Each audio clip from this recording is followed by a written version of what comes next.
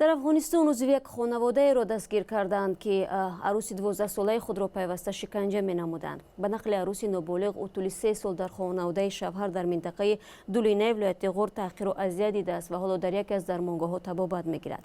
طبیبان هم گفتند رویای 12 ساله بنابر آزار جنسی جراحت‌های وزنی برداشته است و در رابطه با روزگار دهشتناک این نابالغ صحبت داریم با ملالای بشیر، همکارمون از بخش افغانستانی آزاد. خوش آمدید ملاله به برنامه ما. اصلا میگفتید که چگونه قضیه رویای 12 ساله به رسانه‌ها راه یافت و طول 3 سال او چی عذاب و اذیت کشیده است؟ رویا اینطور شده بود که بعد از اینکه سرش بسیار ظلم و اذیت شده بود از طرف خانواده شوهرش، او را برده بودند در یک غار، اونجا مانده بودند تنها که یک عضو خانوادهش اونجا رویا را یافته و او را انتقال داده بر یک مرکز صحی که باید دکترها او را ببینند. که باز ریپورتر ما از رادیو آزادی اونجا رفته، همراه امی نفر گپ زده و همراه خود رویا که بسیار در یک حالت خراب بود، بیشتر از 100 زخم در جانش است. ریپورتر ما می گفت که در وقتی که اینا گتشان گپ می زدند، دختر در یک حالت بسیار ناخوب بود. بله، یعنی هیچ نمیفهمید که چی حالت است و حالت روانیش هم یعنی ضربه خورده. خب شما گفتید جراحت‌های وزنی برداشت، کدام عضو بدنش بیشتر جراحت برداشتند و چه نوعی شکنجه دیده است؟ بله، ویدیوهایی که آمدن و ریپورتر ما که خبرنگار رادیوی آزادی که تشریح میکند، اینطور است که در کل جان دختر شما زخم دیده میتونین.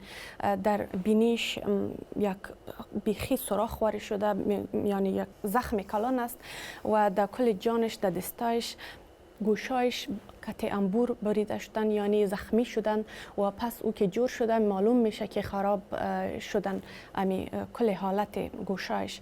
و دیگه ای که دختر خودش میگوید که قطع چوب در بدنش فرو کردن. بله، و دیگه ای که یک سیخ گرم در شکمش داخل کردن و اونجا سوراخ شده است در بدن دخترک. بله، واقعا هم دهشتبار است. در مجموع در افغانستان آیا ازدواج ها با کودکان تا چه حد زیاد است و سبب چی است که نابالغان را به شوهر میدهند و اصلا در کدام منطقه بیشتر به نظر میرسد چنین حادثه؟ یونیسف ارقامش میگویند که 57% دخترها که پیش از 19 ساله به ازدواج داده میشن و در کل که ببینیم خشونت علیه زنان که راپورهایش ما از کل افغانستان اگر ببینیم، نه تنها در مورد ای که اینا به خردسالگی به ازدواج داده میشن، ما راپورهای در رادیو آزادی زیاد از غور و از ولایت جوزجان به دست میاریم. اما در موارد دیگه که مثل که دخترای خردساله ها را در ازدواج میتن، این مشکل در کل افغانستان است، یا اینطور میتونیم که بگوییم که در کل منطقه موجود است. اما مقامات افغانستان برای جلوگیری از چنین ازدواج یگان اقدامی را روی کار میگیرد که چون جلوگیری کند از خشونت در نسبت دختران نابالغ؟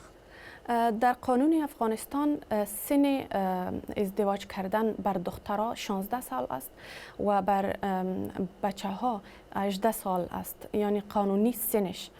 و قانون منع خشونت علیه زنان در او امی ماده ها هستند که باید ازدواج های اجباری و ازدواج ها در سن خرد باید جلوگیری شود.